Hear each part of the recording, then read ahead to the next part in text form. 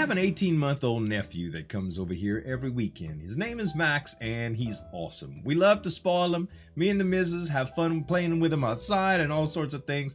But man, he can get into trouble. I ain't gonna lie. So my studio is not exactly kid-friendly, right? We got wires hanging down from my desk, and we got lights that he could tip over, and there's a ton of things he could get into that we don't want him to get into. So we don't let him in the office when he's not supervised. He can sit on my lap and stuff, and sometimes we watch YouTube, but he cannot be in here by himself. Now, I'll forget the door open sometimes, or I'll need to let it vent out, and I go to the front in the living room, you know, and just kind of fix myself something to drink in the kitchen or something like that.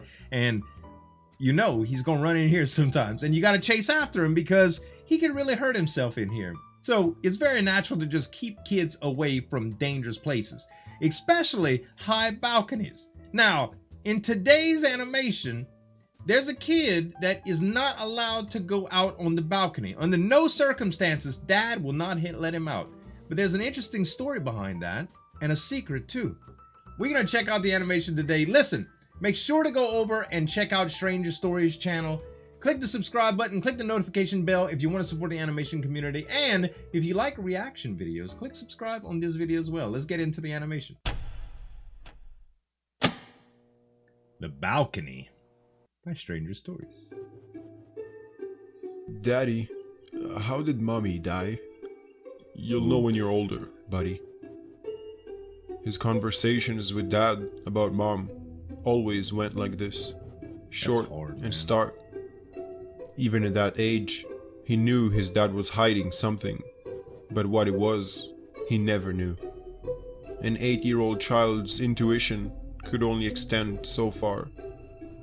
I mean, at 8 years old, you can't really tell your kids about the hard truth of life. Like, there's a bunch of bad stuff you just can't reveal to them. Like, you just can't make them focus on that stuff, right? It'll just break their spirit too early, I think. And then there were the rules. Like how he was forbidden from stepping out of the balcony of their 12th floor apartment. Why? His dad knew that he was scared of heights, so he would never voluntarily do that himself. I mean, it's dangerous though, right? Yet his dad repeated the specific rule every day, like a ritual. His dad explained eventually, though, after much harassment from him, that he, as a baby, nearly fell to his demise, but for his dad catching him just in time. I have a porch, right, with a handrail, a terrible handrail that was built way before my little nephew started coming around. My nephew is 18 months now, and he loves to walk up the stairs with help. You hold his little hand and he climbs up. Boy, he likes taking them big steps. But the door opens very close to the rail, and sometimes he gets a lot too close to that rail, and it's scary by him just falling off, and we're literally only about 6 foot off the ground. 6 foot is still very, very far for a little baby to fall, but 12 stories? Nobody's surviving that, especially a kid. Close call it was. Still, gave him the chills every time he thought about it. I guess so. His aunt, however, told him a completely different reason. She was his mom's sister, and she was always nice to him during the many days she came and stayed. She whispered to him that there was a hidden secret out there in the balcony, yet she never clarified what it was. So he never knew, because he never dared to violate the rule, of course. Right.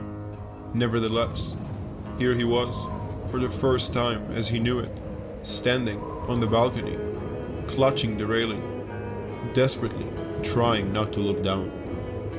His dad had gone on a business trip, leaving his aunt to look after him. "Where's the secret, Auntie?" He blurted out the words. I'm calling it. She's gonna do something stupid right here. Trembling as the night wind picked up strength. "It's on the railing, look," she said, and pointed at the cold metal. "Do you know how your mom died?" "No." "Suicide. She jumped from these railings."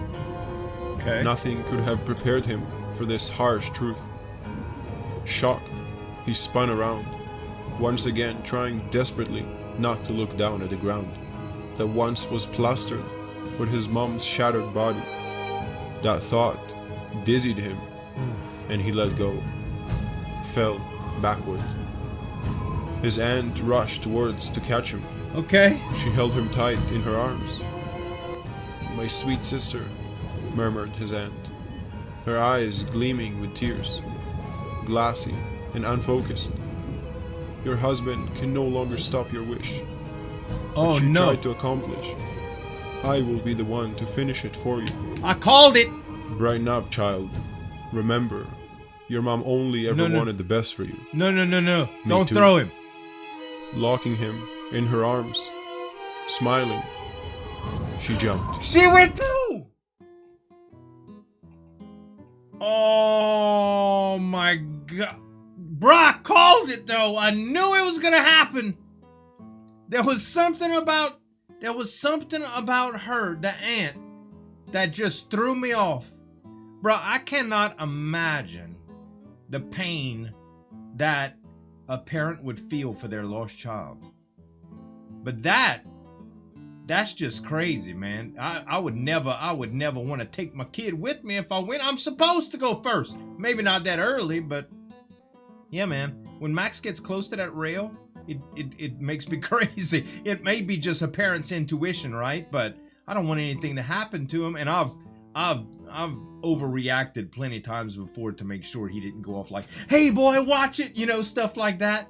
When he's just like, it scares the heck out of him because it scared me because he got close, Oh, that's some crazy stuff, man. Parents, watch your kids. Be very, very careful. 12-story balconies, I don't know. Over here, Cajun country, we don't get much past floor 2. But floor 2 is still way too high. You know what I'm saying?